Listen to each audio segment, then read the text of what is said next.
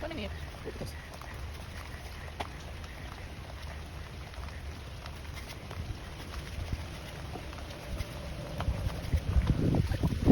Es que la toco de todo.